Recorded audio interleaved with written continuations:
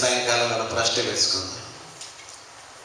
టీసీఎఫ్లో మాత్రమే ప్రభుత్వం ఉండి, ఈ కాన్ఫరెన్స్లో మాత్రమే ప్రభుత్వం ఉండి, ఆదివారం మాత్రమే ప్రభుత్వం ఉంటే అది శిష్యరికము కాదు. నిరంతరం ప్రభుతో ఉండుట. I have decided to follow Jesus. No turning back, no turning back. Weekends మాత్రమే కాదు, week after week, every day, day after day, to be with Him. ప్రభుతో ఉండగా మన జీవితాలు మారిపోతాయి, ప్రభులాగా మారిపోతాయి. అది గురువు యొక్క ఉద్దేశం. By being with Him, we shall be like Him. అంతే సూత్రం. గురువు యొక్క ఆశంతో ఏముంటుందంటే శిష్యుడు తనలాగా తయారు కావాలి, తనను పోలిన వాడు కావాలని ఏ గురువైనా ఆశిస్తాడు. పరమ గురువు ప్రభు అయిన యేసుక్రీస్తు ఆశంతో ఒకటేనండి, మనం ఎవరిలాగా ఉండాలని, ప్రభువులాగా. ఇది ప్రభు యొక్క ఉద్దేశం.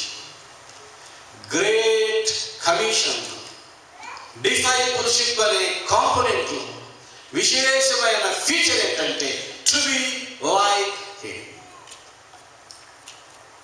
ప్రియులారా, ఒకసారి తలుపు తట్టిన శబ్దం వినపడింది. ఇంట్లోని పిల్లవాడు పరిగెత్తి తలుపు తీశాడు. తలుపు దగ్గర ఎవరో నిలబడ్డారు. పరిగెత్తి లోపలికి వెళ్ళి డాడీ డాడీ, తలుపు దగ్గర ఎవరో నిలబడ్డారు డాడీ అని డాడీతో చెప్తే డాడీ అన్నాడు, అవునారా, తలుపు దగ్గర ఎవరో నిలబడినారా, ఎవరులా, ఎలా ఉన్నాడు ఆయన అని అడిగితే పిల్లవాడు అన్నాడు, డాడీ అచ్చం యేసు ప్రభులాగానే ఉన్నాడు డాడీ. అవునా, ఎవరు ఆయన అని పరిగెత్తుకుని డాడీ కూడా వచ్చి చూస్తే ఆ తలుపు దగ్గర ఉన్న ఆయన అచ్చం యేసు ప్రభులాగానే ఉన్నాడు. ఎవరైనా తెలుసా? సాధు సుందర్ సింగ్. ఒక్క విషయంలోనైనా మనం యేసయ్యలాగా ఉన్నామా? ఇన్నేళ్ళు అయింది కదా, ఈ విషయంలో నీవు యేసయ్యలాగా ఉన్నావు అని నా భార్య నన్ను గురించి చెబితే దేవునికి మహిమ, నేను నా భార్యను గురించి చెబితే యేసయ్యకు మహిమ, నిన్ను గురించి సంఘము చెప్పగలిగితే యేసయ్యకు మహిమ. ఎంత కాలంగా పెరుగుతా ఉన్నాం, ఒక్క విషయంలోనైనా మనం యేసయ్యలాగా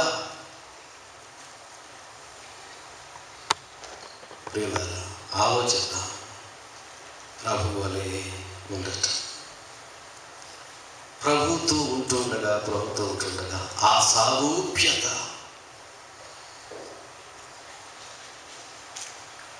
మదర్ తెరిసా తన దగ్గర ఉన్న కుష్ఠరోగులకు, అనాథులకు ఆ రాత్రి అన్నం పెట్టడానికి డబ్బులు లేవు. ఒక కోటీశ్వరు దగ్గరికి వెళ్ళి అడిగిందట, అయ్యా సేటు గారు, అదిగో ఆ కుష్ఠరోగులకు, అనాథులకు అన్నం లేదు ఈ రాత్రి పెట్టడానికి, ఏమైనా ఇస్తావా అంటే ఆ నీచుడు నోటి నిండా ఉమ్మి తెచ్చుకొని ఆ మదర్ తెరిసా చేతిలో అలా మూసేశాడట.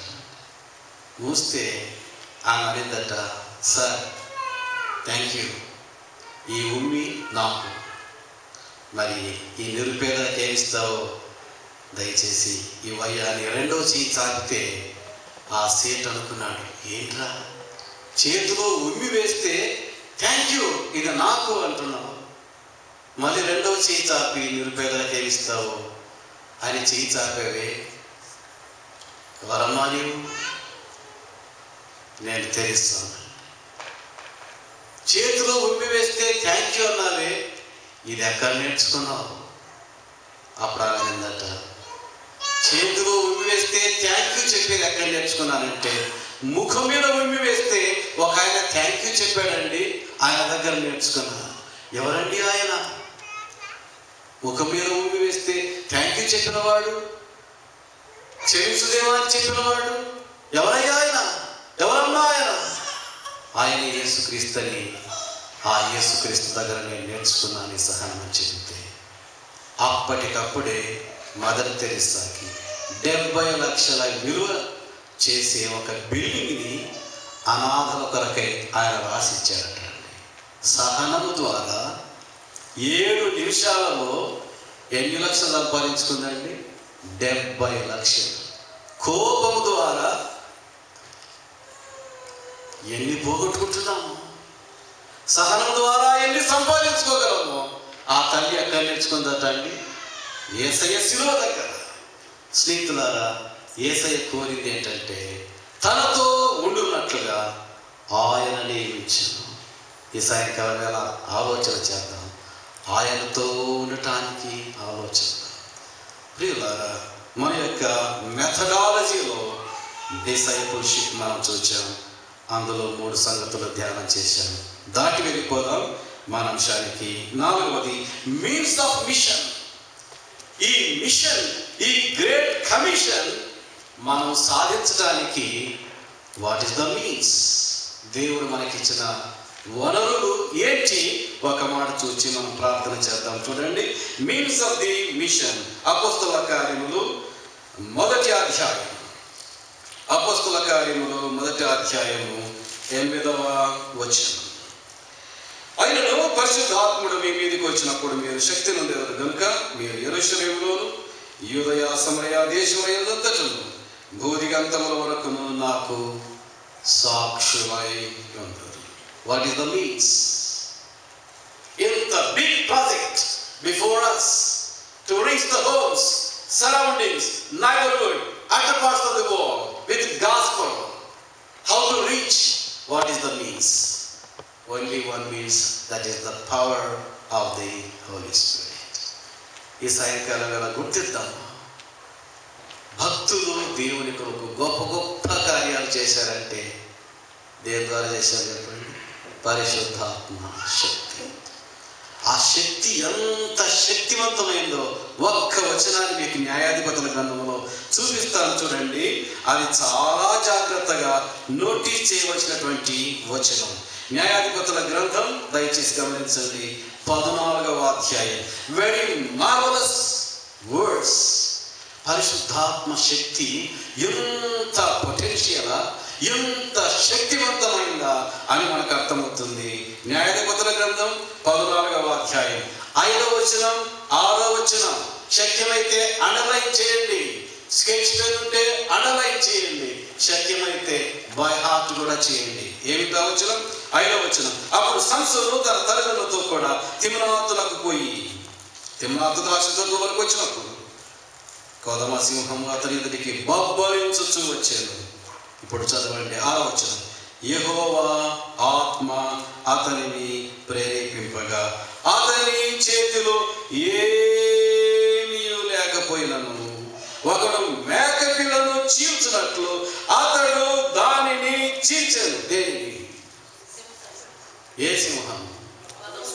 కొదమ సింహం అంటే యవ్వన సింహాన్ని ఎలా చీల్చాడయ్యా అంటే, ఎలా చీల్చాడంటే మేకపిల్లను చీల్చినట్టు. ఒక మాట అక్కడ గమనించాలి, అతని చేతిలో ఏమీ లేదు. అతని చేతిలో ఏమీ లేకపోయినాను ఎలా చీల్చాడయ్యా అంటే యెహోవా ఆత్మ. ఈ సాయంకాలం వేళ ఈ మాటను గమనిద్దాం. ఏమీ లేకపోయినాను, you can do wonders for God by the power of the Holy Spirit. పరిశుద్ధాత్మ శక్తి చేత. మనందరిలో పరిశుద్ధాత్ముడు ఉన్నాడు. అయితే మనకు కావాల్సింది ఆ పరిశుద్ధాత్మ నింపుదల. ఎలా సాధ్యం? 4 సూత్రాలు చెప్పి నేను కూర్చుంటాను. పరిశుద్ధాత్మ చేత ఒక వ్యక్తి నింపబడినప్పుడు అతని దగ్గర ఇక ఏమీ లేకపోయినా కోదమ సింహాలను కూడా చీల్చగలుగుతాడు. ఎలాగూ? మేకపిల్లలు చీల్చినట్లుగా. ఆస్వాల్డ్ జే స్మిత్ అని కెనడా గొప్ప దైవజనుడు, ఆయన తన స్థానిక సంఘం నుంచి 400 మంది మిషనరీస్ని ప్రపంచానికి పంపించాడు. మనం ఒకరిని పంపించడానికి నిలుకబోతున్నాం. 400 మందిని టొరంటో అసెంబ్లీ 400 మందిని ప్రపంచానికి పంపించిన సంఘం. ఆ సంఘానికి నాయకుడు ఆస్వాల్డ్ జే స్మిత్. ఆయన ఒక పుస్తకం రాశాడు, ద మ్యాన్ గాడ్ యూజెస్. దేవుడు వాడుకొను మనుషులు అనే పుస్తకంలో దేవుని ఆత్మచేత నింపబడుట ఎలాగా అనే దానికి 4 సూత్రాలు చెప్పాడండి. Number 1 confession, number 2 renunciation, number 3 supplication, number 4 submission. ఈ 4 ఒక వ్యక్తిలో ఉన్నాయంటే ఆ వ్యక్తి దేవుని ఆత్మచేత నింపబడి వాడబడతాడని రాశాడండి. అది చదివిన తర్వాత నేను ఎక్కువగా 4 సూత్రాలు పాటించడం ప్రారంభించానండి. పరిచయంలో దేవుడు నాకు ఎంతో సహాయం చేస్తాడు. మీరు అనుకోవచ్చు, ఈ మెసేజ్ అంతా ఎక్కడ కాపీ పెట్టాడా అయ్యా అని. ఎక్కడ కాపీ పెట్టింది కాదు. I sat in the presence of the word, study, compile the verses, brought the information to you, not by copying anything. God teaches. Berkeley verses చదవలేదు, స్కోఫీల్డ్ బైబిల్ చదవలేదు, డేవిడ్ చదవలేదు, నా దగ్గర లేవు కూడా. ప్రియులారా, దేవుని ఆత్మచేత నింపడానికి మొదటి సూత్రం కన్ఫెషన్. సామెతలు 28:13. సామెతల గ్రంథం 28వ అధ్యాయము 13వ వచనం. తన అతిక్రమము దాచిపెట్టువాడు వర్ధిల్లడు, వాటిని ఒప్పుకొనుట. అది సమస్య అంతా అక్కడే ఉందండి. ఎందుకు దేవుని ఆత్మ మనల్ని వాడడం లేదు? దేవుని ఆత్మ చేత మనం నింపబడడం లేదు. దేవుని కొరకు ఘన కార్యాలు చేయలేకపోతున్నాం. కారణం ఏంటంటే we are hiding the things, not confessing. ఒప్పుకుంటాము కానీ సరిగా ఒప్పుకోము. ఒకసారి ఒక అబ్బాయి వచ్చాడట, దేవా అని ఒప్పుకుంటున్నాడు. అందరూ అనుకున్నారు ఎంత మంచివాడేనా, ఇంత పబ్లిక్గా ఒప్పుకుంటున్నాడే అనుకున్నారు. ఏం ఒప్పుకున్నాడు తెలుసా? దేవా తాడును దొంగిలించినాను, దేవా నన్ను క్షమించు అన్నాడు. అందరూ ఆశ్చర్యపోయారు. మళ్ళీ 2వ రోజు వచ్చాడు, మళ్ళీ ఒప్పుకుంటున్నాడు. ఏంద్ర మళ్ళీ వచ్చాడు పిల్లలు ముందుకు అనుకున్నారు. దేవా తాడును దొంగిలించినాను, తాడుకు చివరిలో ఆవు ఉంది దేవా అంటున్నాడు. అసలు దొంగిలించింది ఏంటండి? మర్యాదగా ఆవు దొంగిలించిన అని చెప్పవచ్చు కదా. తాడు దొంగిలించిన దేవా, తాడుకు చివరిలో ఏముందంట? ఆవు ఉంది దేవా. అంటే దేవుని దగ్గర నగరాలు కడితే ఎట్లా? దేవుని దగ్గర మసగాలు పడితే ఎట్లా? ఒప్పుకునే కదా మర్యాదగా, దేవా నేను ఆవును దొంగిలించిన నన్ను క్షమించంటే. సరే, ఇదే రౌండ్ అబౌట్. చాలాసార్లు మన ఒప్పుకోలు అలా ఉంటాయి. దేవుడు మనల్ని వర్ధిల్ల చేయడు. ఇంకొకసారి టీచర్ స్కూల్కి వెళ్ళాడంట. ఆ టీచర్కి తల నిండా గుడప అంటే చెడ్డు కట్టింది. అందరు టీచర్ అడుగుతున్నారు, ఏం సార్ అంత గుడప కట్టింది అంటే అంటున్నాడు, ఏం లేదు నా భార్య పూల మొక్కతో కొట్టిందంట. దేంతో కొట్టింది? పూల మొక్కతో కొట్టిందంట. అంత పూల మొక్కతో కొట్టి ఇంత గుడప కడుతుంది ఏం సార్? ఇంత పెద్ద గుడపనా, ఇంత పెద్ద చెండు కొడుతుందా అని కూర్చి అడిగితే ఏమంటే తెలిసిన, ఆ పూల మొక్క కింద కుండి ఉందంట. పూల మొక్క కింద ఏముంది? అసలు కొట్టింది దేంతో? కుండి తీసుకొని కాటింది, చెడు కట్టింది. చెప్పుకోలేటి చెప్పుకుంటాడు, పూల మొక్కతో కొట్టిందంట. మొక్కతో కొట్టింది, పూల కుండితో కొట్టింది. కవరేజ్ అన్నమాట. బైబిల్ చెప్తుంది, తన ఆతిథ్యం దాచిపెట్టేవాడు. సరే, మనుషుల దగ్గర కవరేజ్ కానీ దేవుని దగ్గరికి వచ్చినప్పుడు ఎందుకండి దాపరేట్? ప్రభు సన్నిధిలో యథార్థంగా ఒప్పుకుందాం. తన అతిక్రమను దాచిపెట్టేవాడు వర్ధిల్లాడు, వాటిని ఒప్పుకున్నవాడు. కనుక ఈ సాయంకాలం మన జీవితాల్లో ప్లెయిన్గా దేవుని సన్నిధిలో ఒప్పుకుందాం. ప్రభువా, ఇక్కడ నేను తప్పిపోతున్నాను, ఇక్కడ చెడిపోతున్నాను, ఈ విషయంలో నేను చెడిపోయాను. యథార్థంగా ఒప్పుకుందాం. That is confession. రెండవది సబ్మిషన్. రెండవది రినౌన్సియేషన్ అక్కడే వచ్చి సామెతలు 28:13 తన అధికంలో దాచిపెట్టి వాడు పడతాడు, వాటిని ఒప్పుకొని ఏం చేయాలి? విడిచిపెట్టాలి. చాలా సమస్య ఏంటంటే విడిచిపెట్టం. సంవత్సరాలైనా నో రినౌన్సియేషన్. ఒక అబ్బాయి చెప్పుకుంటున్నాడంట, దేవా 2 బస్తాల బియ్యం దొంగిలించినాను దేవా అని ఒప్పుకుంటున్నాడు. పక్కన ఫ్రెండ్ ఉండి, రే 1 బస్తానే కదా దొంగిలించలేదు అన్నాడు. వీడంటున్నాడు, రేపు పొద్దున 3 దొంగిలించాలా, దాన్ని ఇప్పుడే ఒప్పుకుంటున్నాడు. రేపు పొద్దున దొంగిలించాలంట, దాన్ని ఇప్పుడే ఒప్పుకుంటున్నాడు. అంటే ఒప్పుకుంటున్నాడు కానీ విడిచిపెట్టాలని మాత్రం రినౌన్సియేషన్. బైబిల్ స్పష్టంగా చెబుతుంది, మనలోని బలహీనతను చంపివేయండి, మానివేయండి, తొలగించుకోనండి. ఈ మాటలన్నీ బైబిల్లో ఉన్నాయి. దేవుని ఆత్మచేత నింపబడటకు 2వ సూత్రం అది. 3వ సూత్రము సప్లికేషన్. అక్కడే వచ్చిన చూడండి, ఏమిటా సప్లికేషన్ అంటే యోహాను 16:24 ప్రార్థించుట కదండి. ఏమి లేకపోయినా మోనిక తన కుమారుడు జాన్ వెస్లీ కోసం ఏళ్ళ తరబడి చేసిన ప్రార్థన జాన్ వెస్లీను రక్షించి ఇంగ్లాండ్ను గజగజలాడించి. స్నేహితులారా, మన బిడ్డల కోసం ఏడ్చేవారు ఉన్నారా? అసలు ప్రార్థిస్తున్నామా మనము?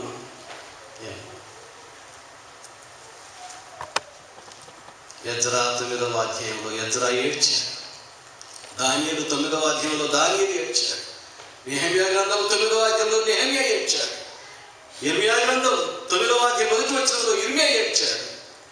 ఏడ్చే భక్తులు కళ్ళ కనబడుతూ ఉండగా మోకరించి బిడ్డల కోసం, దేశం కోసం ఏడ్చేవారు. సప్లికేషన్, లాస్ట్ సబ్మిషన్, ప్రభువుకు అప్పగించుకుంట. The more we submit, the more we shall be used. God never sees our ability. God sees our availability. దేవుడు మన సామర్థ్యాన్ని చూడడు కానీ సౌలభ్యాన్ని చూస్తాడు. ఇంగ్లాండ్లో వాక్యం విన్నాడు ఒక ఆయన, ఎవరు వెళ్తారు ఇండియాకు అంటే ఎవరు లేరే, చెంపిలు ఎత్తి పెట్టుకుని లేచాడు, చీలిపోయిన బట్టలు వేసుకుని లేచాడు. ఎవరు బాబు అంటే నేనయ్యా ఇండియాకి వెళ్తాను అన్నాడు. ఎవరు నీవు, ఏం పని చేస్తావంటే చెప్పులు కుట్టుకుంటానండి అన్నాడు. ఇండియాకి పోయి ఏం చేస్తావు? సువార్త చేస్తానండి అన్నాడు. కూర్చో అన్నాడు పెద్ద. మళ్ళీ చెప్పాడు ఇండియాలో ఉన్న అవసరత, ఎవరు చేస్తారు, ఎవరు వెళ్తారంటే ఎవరు లేరు. మళ్ళీ అబ్బాయి లేచాడు, ఉన్న బలంగా ఇండియాకి వచ్చాడు. I am available lord, here yam my lord, use me lord అని అప్పగించుకున్నాడు. ఇండియాను ఛేదించగలిగాడు, అనేక భాషలు నేర్చుకోగలిగాడు, బైబిల్ను తర్జుమా చేశాడు, సువార్తను ప్రకటించాడు, ఆత్మను సంపాదించాడు, సంఘాలు నిర్మించాడు, బైబిల్ కాలేజ్ స్థాపించాడు.